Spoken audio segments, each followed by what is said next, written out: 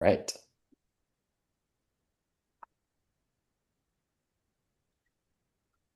All right. Good morning, everyone, and thank you for joining our webinar today. We are going to start in just a few minutes, so if you don't mind holding on a moment, and we'll be back in a second. Thank you.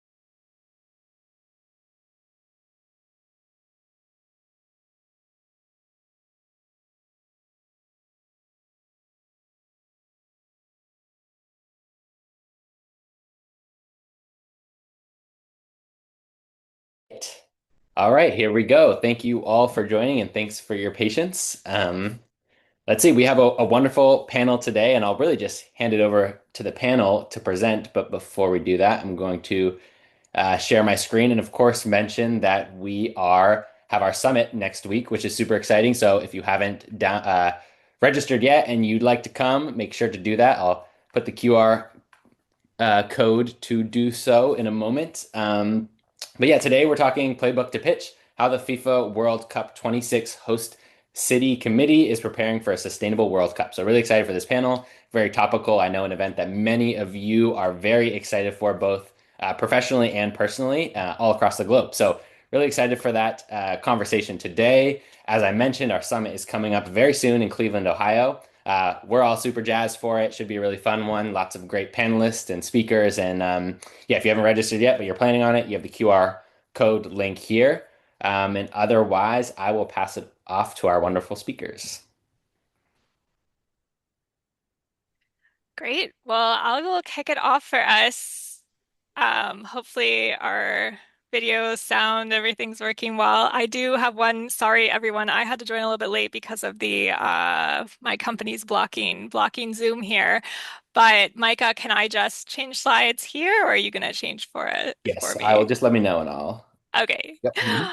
Go ahead. So, we are going to pass it between us. Maybe we'll start with a quick round of introductions to each of us. So I can go first. I'm Elizabeth Carlson. I have a day job leading sustainability for a chemical distribution company headquartered in Houston and working globally, and have been chairing the sustainability committee for the FIFA World Cup 2026 in Houston for the last 2 years. And we'll talk a little bit about what that means in a second. I don't know, Dieter, do you want to do a quick intro?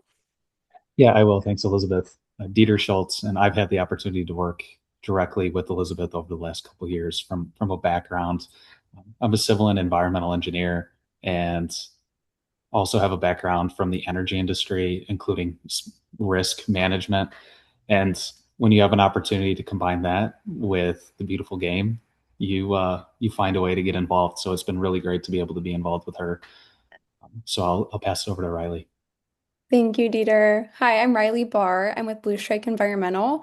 I'm the National Sustainability Program Manager with Blue Strike, and we are the sustainability consultant and on-the-ground team, ecology and sorting team for the Houston Fan Festival. So, working directly under the event management company and also the Houston Host Committee, working very closely with Elizabeth on this project. Great. Thanks for that, Dieter. So we'll talk a little bit about how the environmental sustainability plan came together and the programs that we have as a host city. And then I'll pass over to Dieter, who is more of an expert on a lot of this sustainable and environmental management systems, to walk through a little bit the toolkit and some of the process that we went through. And then Riley will show us some of how that's coming to life at the Fan Festival. So hopefully that will give you a little bit of insight into how things were created, how they were planned, and then now coming into execution. And of course, we'll be reporting back everything after the event as well. So this is just the first few steps. So this slide here is just highlighting our program, which is for Houston. Sustainability starts with Hugh. For those who aren't from Houston, I always have to explain that the HOU is a little bit of a play on words here. So we say Hugh for Houston, for you. So it's kind of something that we use a lot to talk about people's involvement and how Houstonians can get involved in things. We have a couple hashtags, so Play for the Planet is one of them. And then, of course, sustainability starts with you. So just trying to get that engagement, that's a big part of the plan overall to make sure that everyone has a role to play in our sustainability program. And the sustainability plan is something that FIFA required from the beginning. That is what we used as the starting point for our committee.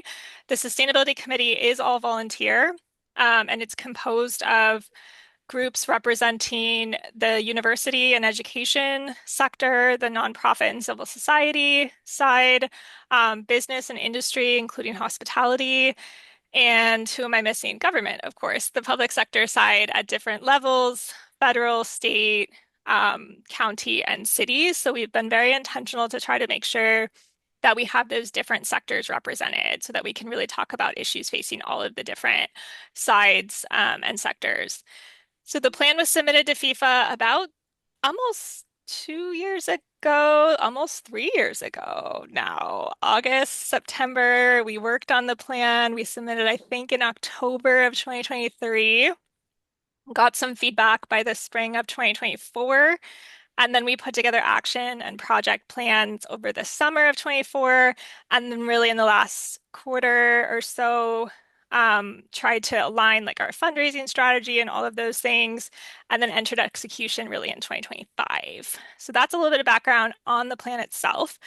You have the link to our website as well if anybody wants to check out more details. And then if we go to the next slide, this is just a quick recap of some of the programs in that plan. So the Sustainable Event Management System really underlies the overall planning phase as well as the governance around different projects. But we have project execution plans for each major element within the plan. And so these visuals, because I'm a visual person, represent different programs in that plan. So for example, we have a school program that involves K through 12 students in the plan. We have various air quality monitoring and action plans, sustainable soccer field guidelines, which are available on our website. The Sustainable Schools program is also on our website with different resources for teachers and students. We have the Bayou cleanups, which are a series of before the World Cup, during the World Cup, after the World Cup cleanup activities where we can record data in the Texas Litter database and look at how things change and the impact made, good or bad. We have a sustainable hospitality program, which really looks at how we get the hotels and restaurants involved and provides marketing incentives for action.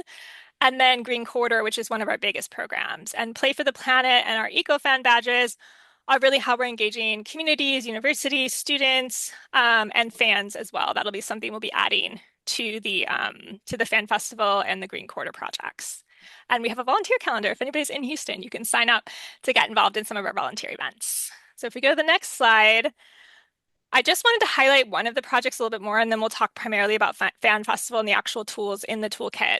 And of course, just going back to the idea of like the sustainable event management system, one of the very important parts for us was knowledge sharing to make sure that whatever we do with these programs, there's a documentation or a trail for the next group that comes along.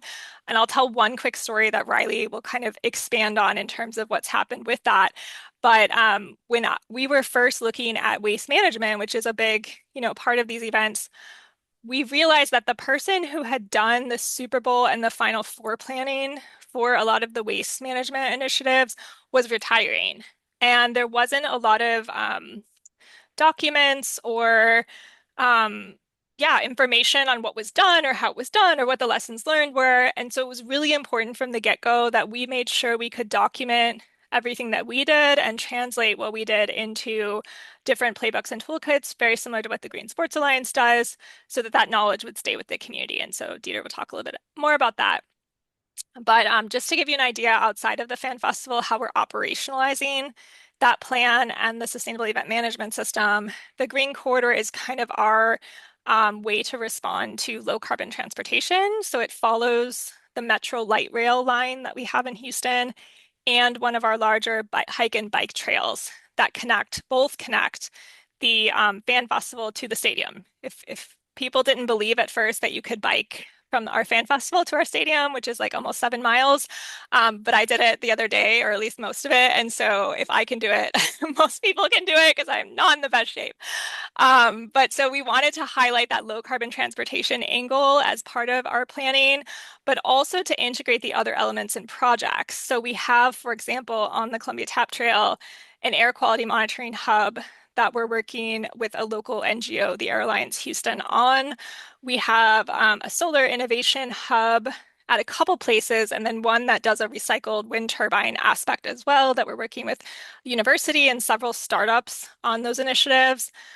Just as an example, we've done 46 native planting and pollinator gardens. Actually, it'll be 48 in a couple of weeks here. And then we were doing a lot of tree planting along that corridor from the nature-based standpoint. And then once we get into the games, we'll launch a digital storytelling map, educational signage, some pop-up events, and the fan engagement piece. So this is really how we're bringing the broader outside the fan festival or outside the stadium into the planning. But all of this was based on the initial work and the initial planning that we did with the management system, which I'm going to turn over to Dieter to explain a little bit more about if we want to go to the next slide. Thanks, Elizabeth. So I want to talk a little bit first about the why behind the management system. And that context is pretty important because events are different. Each event is unique, and sustainability can mean a lot of different things to different people depending on their opinions, policy, location, emotion. There's this whole spectrum of what sustainability can mean. So, if you've had an opportunity to work in the field of sustainability or with sustainability professionals, I think something that a lot of them share in common is a passion for sustainability. How do you operationalize that passion in a way that gets you from, I really want to make this happen, to into a specific event? And that can be challenging when different events have their own uniqueness or they're operated across a different landscape. So, what helped level the playing field there? How can we go about that? And the approach that I wanted to bring in while working through this was very simple: risk management. How can risk management help normalize our ability to say, how do we solve this problem? And then put a value to operationalizing that problem. So that's the context. So what did we do? The starting point here is actually an international standard, but this playbook is not an international standard. I want that to be really clear. We weren't trying to take the ISO standard, which for those who are curious, it's 20121 Event Sustainability Management Systems. And then you end up with this 60, 70, 80 page international tool. And if you want to be in compliance with that, you can go after seeking such compliance. But that was not our objective. We didn't want to create, I'm going to use the word bureaucracy in our ability to operationalize sustainability. So the efforts that our team went through, and none of this could have been done without the volunteers and the stakeholders and the experts of their respective fields coming together and saying, let's take the standard, let's translate that into a really practical toolkit.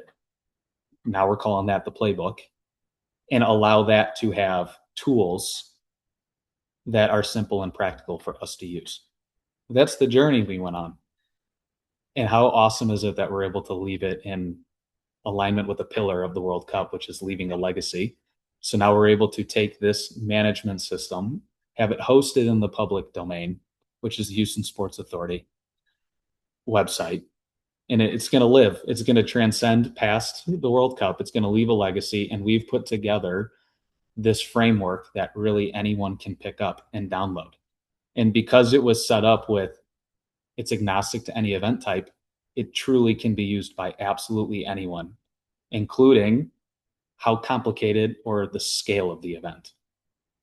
So This is just a quick little screenshot, but you can go actually to the Houston Sports Authority website and you can download and follow a little trail, but then you can actually download the entire playbook and the respective tools that are hyperlinked here below. If we could go to the next slide, please. So I didn't want to go through the whole playbook, but I did want to give a quick snapshot of the table of contents because I think that probably does enough to serve what we wanted to talk about today. So you can see there's 6 sections, and these sections are actually following the logic of that international standard, but simply put. And like I had said, the playbook was constructed to be practical, simple, and user friendly. If it's overwhelming from the start, people are not going to pick it up. And if someone wants to be a power user, they can. If someone just wants to understand a little bit more, because 1% better is if you didn't do anything, that works too.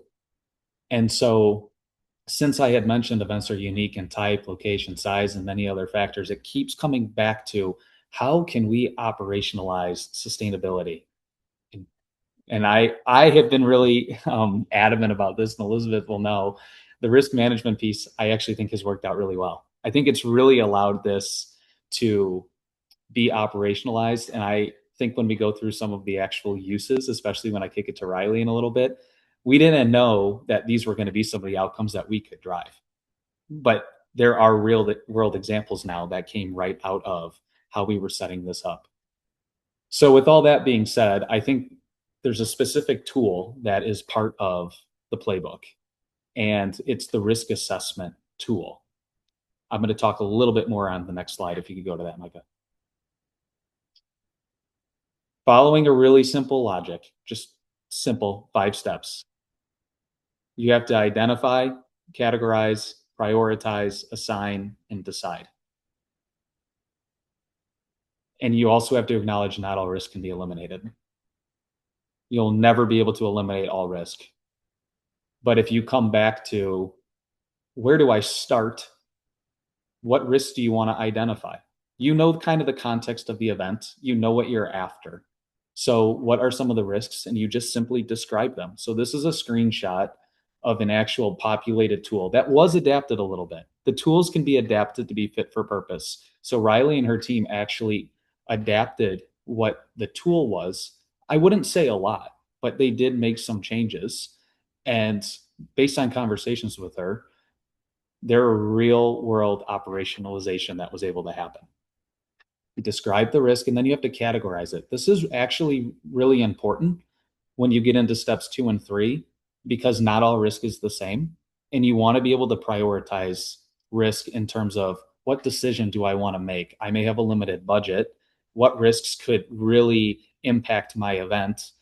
And then you have to actually assign that risk to someone. If it's never assigned, the odds of it getting done are very low.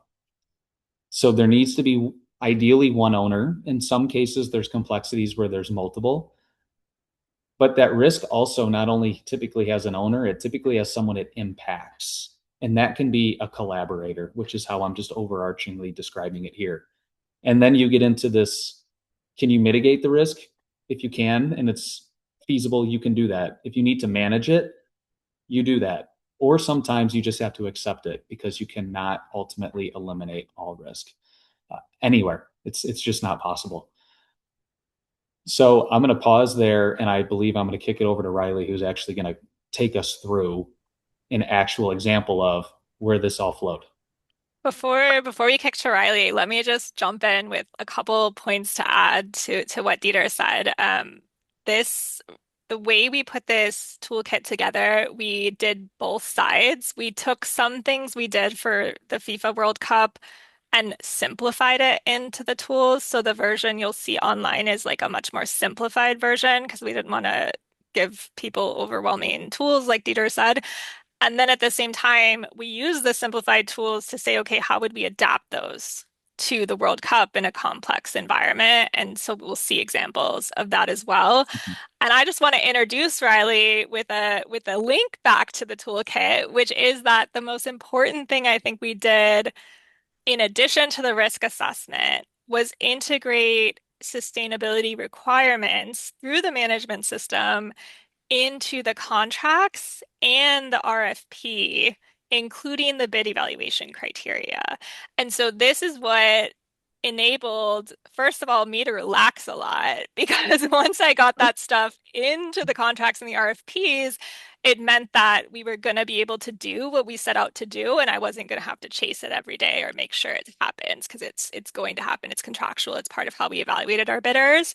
And then the second thing it did is allow, in this case specifically Riley, but someone like Riley to come in and have the expertise because we made it a requirement that we have this waste management plans and that we have sustainability. And it really did factor into our decision making and the vendors we chose for the fan festival. Sustainability was actually something that influenced, I can honestly say it influenced the decisions that we made because it was just human rights and environment were part of the requirements that FIFA set forward, and also the way that we looked at that as a critical part of our legacy in the community.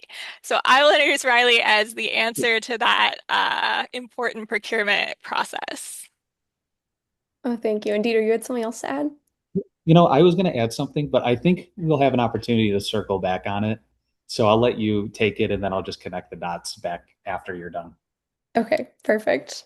Yeah, I'm going to actually touch on both the risk matrix here and procurement guidelines and protocols and how those were both operationalized once Blue Strike got involved. So I'm going to walk through, yeah, exactly how the toolkit laid the groundwork for our involvement and how we were even contracted through RFPs to get involved here at the Houston Fan Festival. So starting with the planning, when we came and got involved, the first piece of the toolkit we worked with was this risk matrix that you're looking at on the screen here.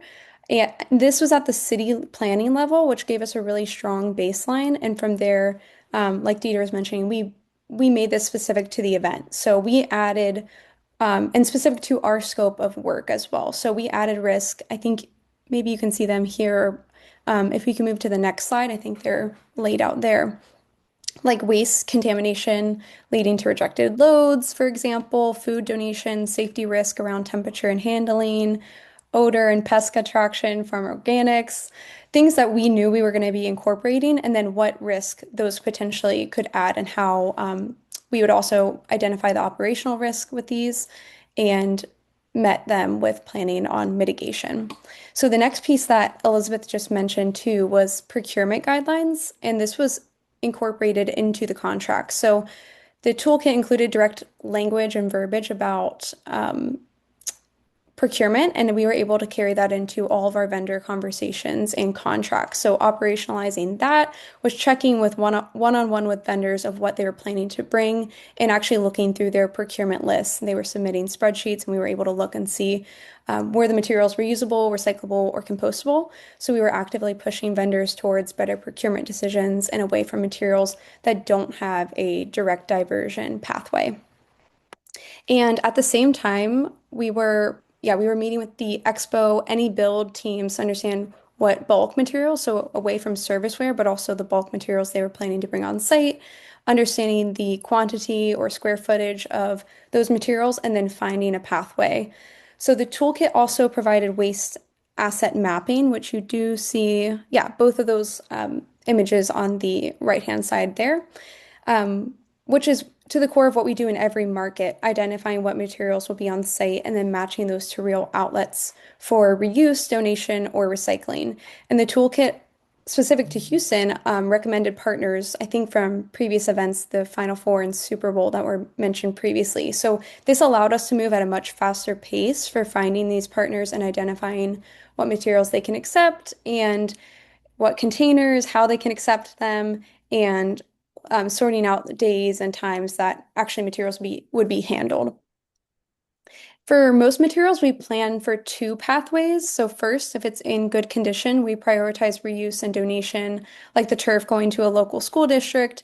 But if it's not in reusable condition, we have a recycling solution lined up because this is a open air event for a very long period, many open days, open air. We want these two diversion pathways. So we also, to keep this aligned, we have pre-event walkthroughs planned with our donation and recycling partners to understand, for them to understand what's coming to them, make sure that we're all aligned there. And then we also have a final walkthrough because, like I said, after I believe 39 open days to the public, these materials can look a lot different than they did in the beginning. So we'll assess the conditions in real time, and then if donation partners want it, they will get it, and if not, it will then go towards the recycling pathway. So this approach ensures that we're covering all outcomes and keeping materials out of the landfill no matter what condition they're in. And we can move to the next slide. So on site, again, I know this was all kind of the vision that Dieter and Elizabeth had, is moving the planning to on-site action. So we we are running, Blue Strike is the ecology and sorting team that we operate with diversion as the priority. So not just clearing waste, but making sure it's not just move the bag, it's understanding what's in the bag and where it needs to go. So this site actually works in our favor. We have one centralized waste area, which gives us more control. Everything comes to one place. We set up clear signage in English and Spanish to label all the material streams we have on site. And one thing too that I wanted to note here is that we don't just say recycling on a recycling dumpster. We actually list the materials that can go in it. So breaking it down by like bottles, cans, cardboard, glass, exactly what can go into those. And this helps us reduce contamination. So again, all coming back to that risk assessment of contamination of waste streams being a risk. How can we use signage? How can we use education and clear language to reduce that contamination risk of waste loads? We also have a full-time sorting team that will be operating daily to pull out compost and recyclables from any trash streams, as fans may not follow it correctly. So we have a backup in place for that. We're also managing multiple streams, like on this page and then on the waste asset map that was on the previous page here, but cardboard, compost recycling, wood pallets, food donation, turf reuse and recycling, specialty plastics, and then upcycling mesh and signage as well. So we plan to have partners in place for all of these special materials. And we can move to the next slide. So once we're on site, the execution comes down to, execution comes down to reporting. So we start with the waste reporting and diversion tracking, totaling how much material was generated, where it went, and how much was kept out of the landfill. And we will actively reconcile the waste streams, comparing what we've seen on site through sorting, weights, and photos of all the streams, and what comes back from the haulers to make sure that it all aligns. We're also working with circular solutions to verify all waste movement, so it's not just self-reported. We have another layer that will be confirming that.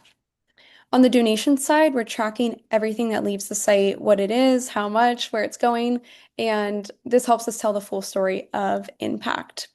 The other piece I wanted to add here is the vendor data collection. So we're capturing inputs across scope 1, 2, and 3. So that includes the on-site fuel and energy usage, as well as vendor reported data like staff, travel, accommodations, freight, and materials brought on site specific to the event. And the goal is to move away from estimated assumptions and toward real reported data whenever possible. So all of this has been in alignment from the Houston Sustainability Toolkit, while also layering our own event-specific needs, such as the waste stream performance, contamination, vendor participation, and overall data quality. And that is everything I wanted to know. This, I guess, last thing for me will just be a thank you for the Houston team, Elizabeth and Dieter here, for being great partners. And it's been a real exciting and collaborative effort. And I hope that we have a really strong case study to come after the event.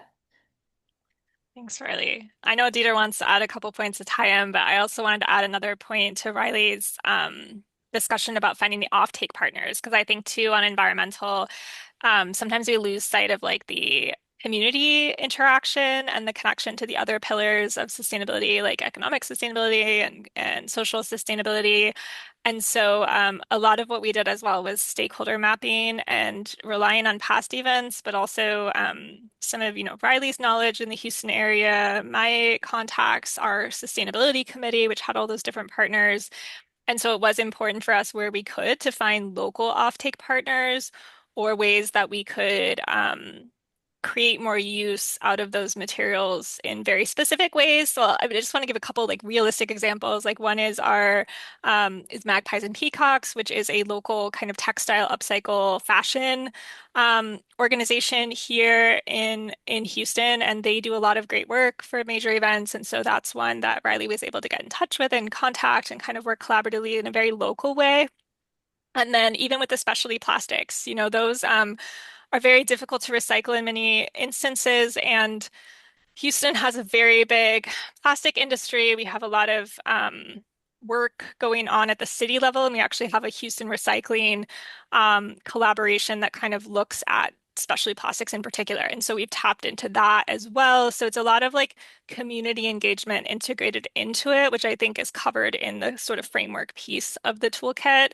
Um, and then Dieter, and one more collaboration point. Coca-Cola and our other brands, Diageo, others have been also really instrumental in putting these plans together, like through circular solutions in that case. So I just want to recognize, that this is really a collaborative effort, which has been a lot of fun for us on the Houston side. But Dieter, I know you wanted to add a few more points too. Yeah, I appreciate that. I just wanted to circle back to kind of go through the journey of there was a plan that was submitted by Elizabeth years ago. And then we built this framework of how do you make that plan itself meet the event. And in this case, we're talking a very large event, 7 games in Houston. That's a lot of event. So that scale has afforded us the opportunity to really dedicate resources to going, okay, what framework can we build? So that's what's given us this opportunity. But then when you get into actually operationalizing this, the playbook is just a framework. It is something you can pick up and you can adapt. It's a starting point. It actually does not tell you how to do your job. It doesn't add compliance, it doesn't add liability. It just adds opportunity for you to consider sustainability, to embed sustainability. And when you look at the risk assessment and why that was a starting point, is I want to go through a little bit of an example. Elizabeth, you shared this with me the other day of the risk assessment actually was handed off in several different places because as an aggregate, the risk assessment captures for the event a lot of different risks. And then they get assigned, and then you almost have a secondary risk assessment that these individual groups can do, which in this case, Elizabeth did a risk assessment. That risk assessment also went to like the Office of Emergency Management, where they were able to incorporate some of these risks, mitigate, manage, or accept into their plan. But one of those risks in that initial risk assessment was the supplier code of conduct, the fan festival. Elizabeth was able to get that into the contracts, which embedded sustainability into the contracts, which then flowed down to Riley. You can see how it just comes right back through, and it didn't tell anyone how to do their job, but it did operationalize sustainability from a plan all the way to the ground level. And in some cases, there's loops, some cases there's not, because it's not going to tell you how to do your job. But then there's tools that can get picked up, like the material tracker, and that Blue Strike was able to do that. So you can see how they complement one another depending on the complexity or the risks of the event. It'll just feed itself. And if it doesn't need to go through that level of complexity or scale, it can be really simple, and you just have a thought that says, I need to make sure I consider this. So then when we collaborate with people, you pick up on best practices, and GSA shared a great one with us. And that was, don't only just list the tools at the end, take some of those tools and embed them into the playbook of where they would be really useful. And so when you go to the planning phase, you'll see the risk assessment is there. That's really, really helpful because those best practices help the user go, oh, here's a tool that's already in the playbook. I can live click it right there, go to it. Or if I'm just someone that wants to know what are some potential sustainability resources that live out there, you can just go to the end. You don't have to read anything. So it really does have that practicality of being able to meet you where you are. I think if you go through the whole process, though, you will absolutely be able to leverage the continuous improvement aspect that lives within the international standard. And when you leverage the full continuous improvement loop, you're able to absolutely drive positive change and embed sustainability on many fronts.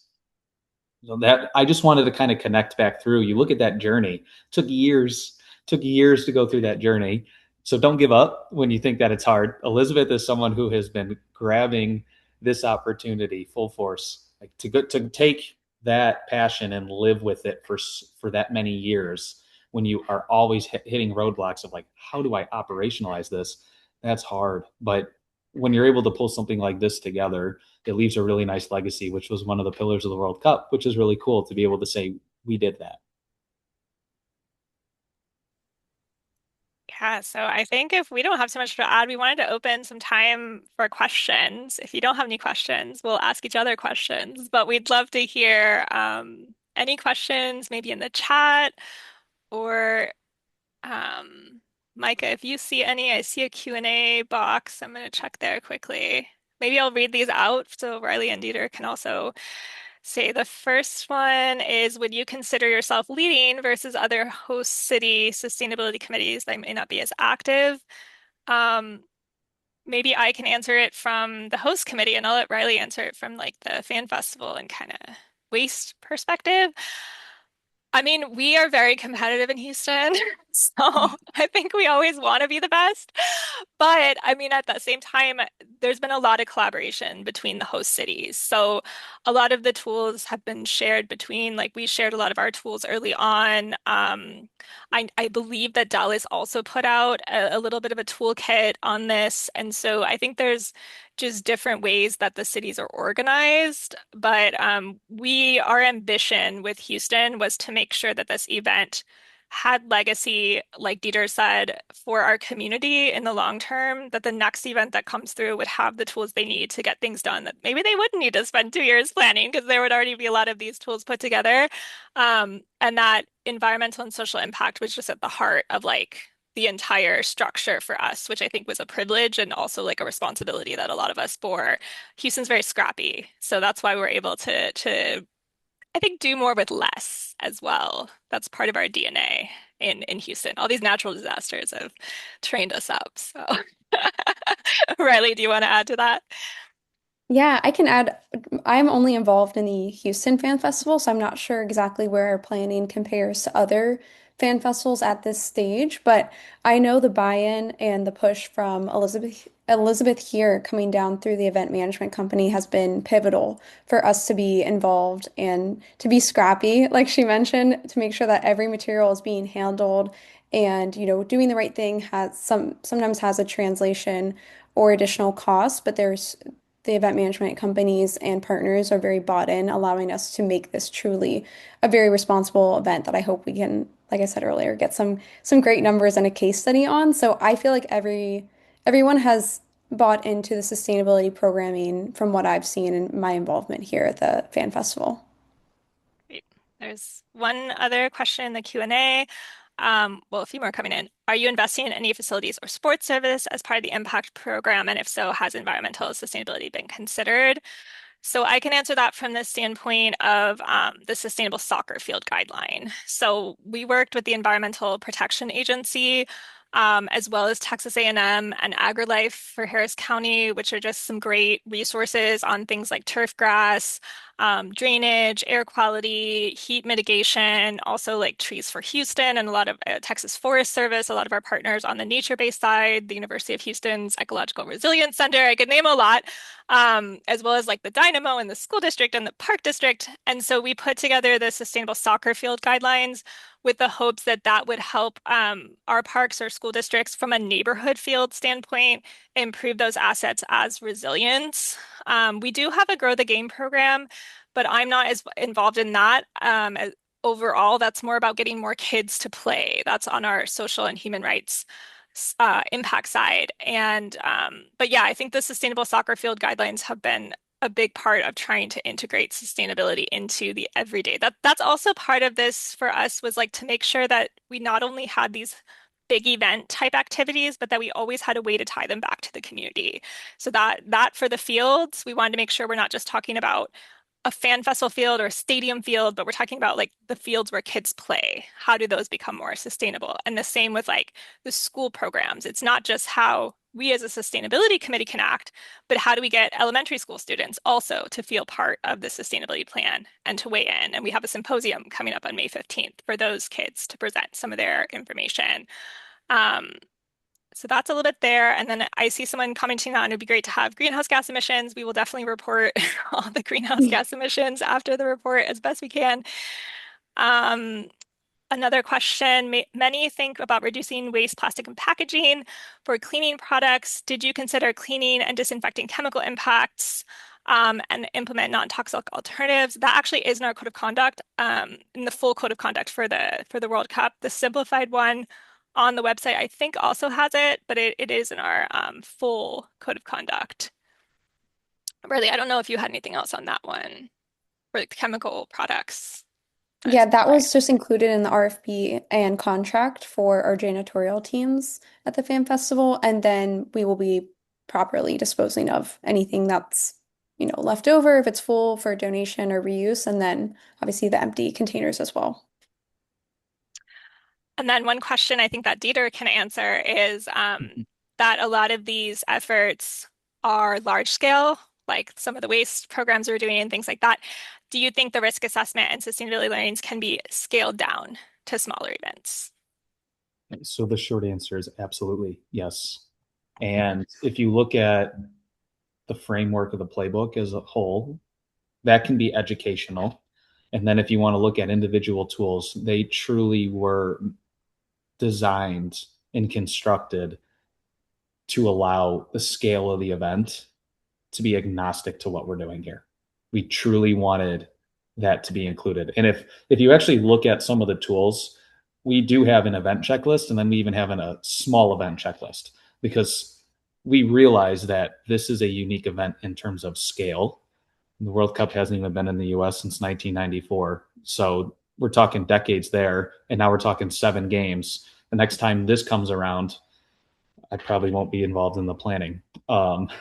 So yes, you absolutely have the ability to allow it to meet you wherever you are. Because if you, for Roger, for your specific risk assessment, maybe there's only 2 or 3 things on there that come to your mind and that's it.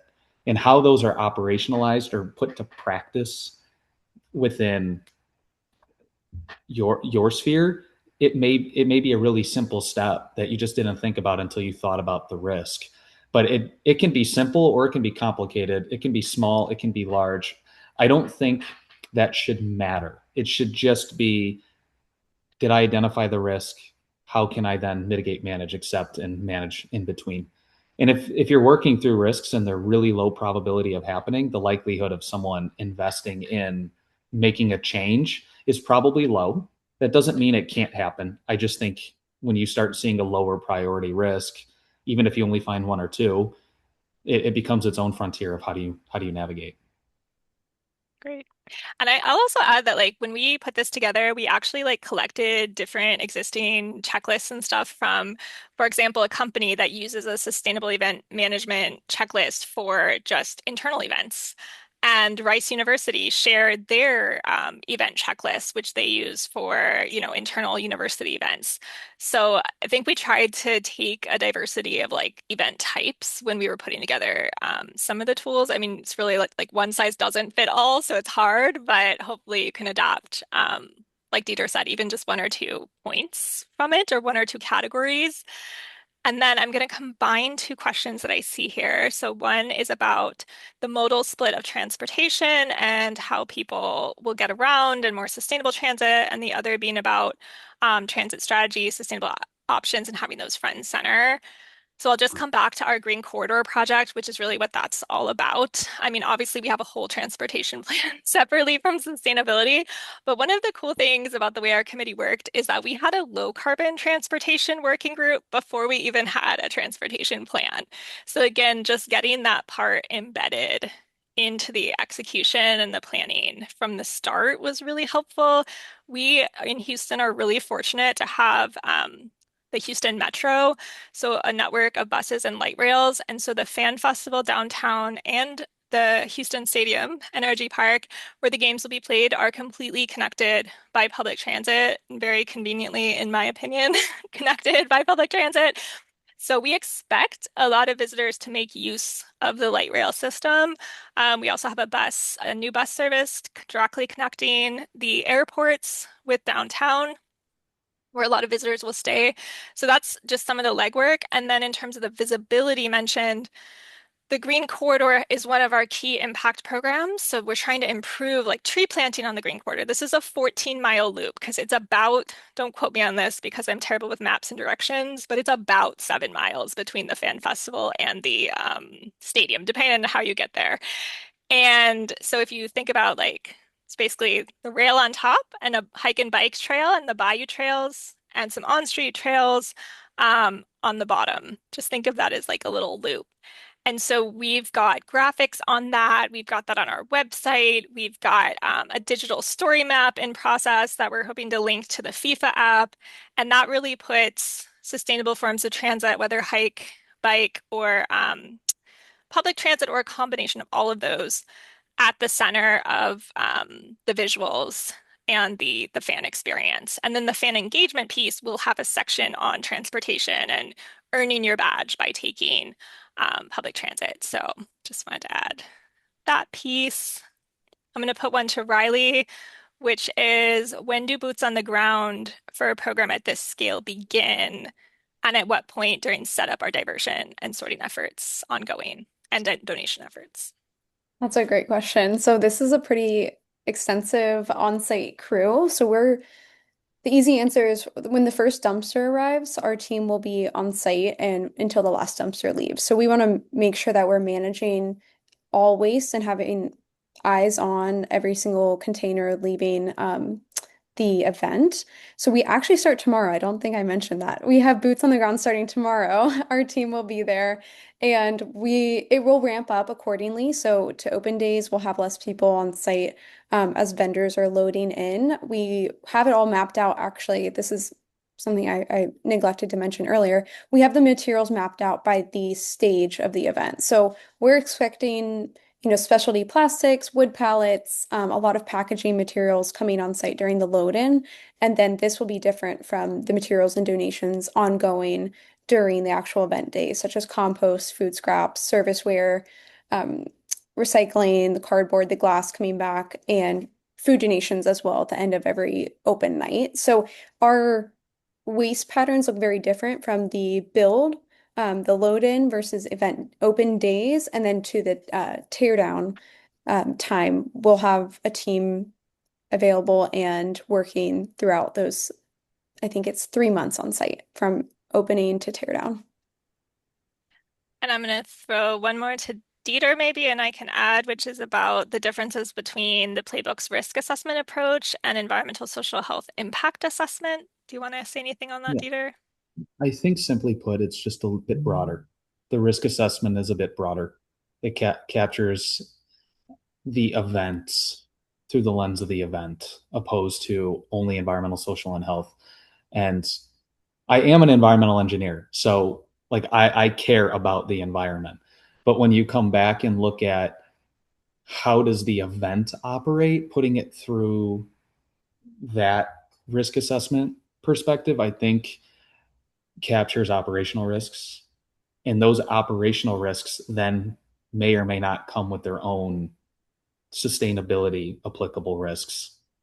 And so that's a way to then operationalize how you want sustainability to be incorporated into the event itself. Great. I'll add to, there's another question about documentation in these toolkits. So I do just want to reiterate, they are actually all available on our website as of right now, both the FWC 26 Houston website and the Sports Authority Foundation website, which is more the legacy side, since the FWC site is more like event specific. So the legacy version of the Sustainability Event Management Toolkit, which is kind of the simplified version that we talked about versus like our intensive like FIFA World Cup documents, that's already available on our website. You can download that. The Sustainable Soccer Field Toolkit is available. The Hospitality Toolkit is available. The K through 12 Padlet for teachers is available. All of that's public and downloadable as of now. We wanted to get all the toolkits out before the World Cup. In terms of the after that we talked about, that I hope it will be published by September. That's my goal, is to get the sustainability report out, and that will have, more of the actual impacts and data and like additional lessons learned that we had from the event overall. And that's really intended to not just transparently communicate the impacts, but also like create the legacy knowledge sharing. And there's a related question about emissions reductions versus offsets. We're actually not planning to do offsets really. Like we're focused on actions, and maybe the closest thing would be renewable energy credits. Like our city and county have renewable energy and PPA programs, and so we follow those programs. And the Fan Festival will be operating, knock on wood that we don't have a hurricane or a grid failure, but the Fan Festival should be operating on electricity and through that renewable energy credits for the electricity. So that's a few of those. I think we have time for a couple more. I saw a couple more here. Okay, fan engagement. Um, I guess I'll answer that as well. So we will have a fan engagement badge, physical badge and digital badge that can be earned. We have to trust a little bit people because we can't verify all the actions, but we will encourage fans to fill out a little survey about the sustainability actions that they took during the World Cup, and then they can earn like their sticker or their badge. And that will be integrated into the fan festival. And then we will also have pop-up events on the Green Corridor. And the Green Corridor itself is a lot of educational materials. So we'll be publishing that story map, which will, the main goal of that is to educate fans on issues like air quality and waste management and so on. And fans will be able to participate in like pop-up events. That we have an air quality monitoring van with the city and county that will make its appearance around the Green Corridor that people can interact with and engage and ask questions. And then we're doing a couple more targeted like sustainability, circularity pop-ups during the World Cup, as well as like a training on sustainable soccer fields. So there'll be a lot of those opportunities to engage. Riley and Dieter, if you want to help me check if we missed any questions. I think there was one that was good to close on, so it's just checking if there was any more. Um, I'm looking, demographic diversity. Oh, yeah, go oh, ahead, Riley. sorry. Oh, there was just one of, and I think we're seeing a different chat. So this is There's one two in the, chats. yeah, in Yeah. the group's chat here. Right. What specific sustainability action or outcome driven by this plan are you most proud of or excited about? And I had a couple ideas on this one, but I know Elizabeth, you're leading this. So in my mind and from our scope of work, the waste diversion is our key outcome. We're looking to achieve a very high waste diversion that we're able to storytell and explain the impacts of. So that's what I'm looking forward to in the case study afterwards. And then I know the legacy programs too is kind of creating this toolkit for any event to follow after the fan festival or after FIFA is coming through Houston, to follow these toolkits and to make sure that all future events are able to function as responsible as possible using this plan, and then legacy programs that Elizabeth is spearheading. I thought those were kind of the goal outcomes of this. Yeah, I had personal goals when we started this of like what I wanted to achieve. And that was 4,000 students participating in K through 12, 50 hotels and restaurants taking action on sustainability, and the city incorporating environmental risk into their emergency planning. And I'm really excited that all of those goals, well, the two goals have been surpassed. The 4,000 students, we're at 3,500 right now, so I suspect we'll surpass it very soon. So those are the things that I'm proud of, that like even before the World Cup starts, we've hit like a couple of the main things that we wanted to accomplish when we started out. I think mine is being able to use risk management in a way that's really effective. being able to see the vision of pulling this together and then actually be operationalized is a really tall order. And through the experience of working with a lot of different people, what I encountered, which is good, was a lot of passion on sustainability for what that individual really cared about.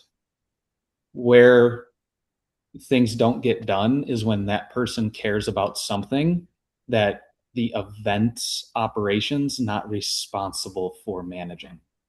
And so if you're going after trying to put a square peg in a round hole, you're actually not going to achieve what you were after, because you may want XYZ environmental sustainability outcome, but that event itself was never designed, set up, or responsible for such to happen. So when you flip it and you think, how does the event incorporate mitigating risk through the lens of sustainability, I think you end up with significantly more outcome driven benefits that are benefiting everyone here. You actually created more net benefit instead of more contention and division around why are they not doing what I want. No, it was incorporated through how the event itself was structured. And when every event is unique, you can't take the same passion into each of those events and want the same outcome. So that was really cool to be able to see that tested out live, like through a real world application, and see it really be delivered. So for me, that was really rewarding. I think we're right at time. I think there were a couple more questions we didn't get to, but my email is on the FWC website for Houston, so feel free to reach out. And Micah, I don't know if you had any closing thoughts in our 30 seconds. No, this was an awesome conversation. Appreciate all the questions, appreciate the panelists, and no, looking forward to the event. So good luck, and I'm excited to see any case studies that come out of it. Thank you. Thanks, everybody. Thank you, Thank you, everyone. everyone.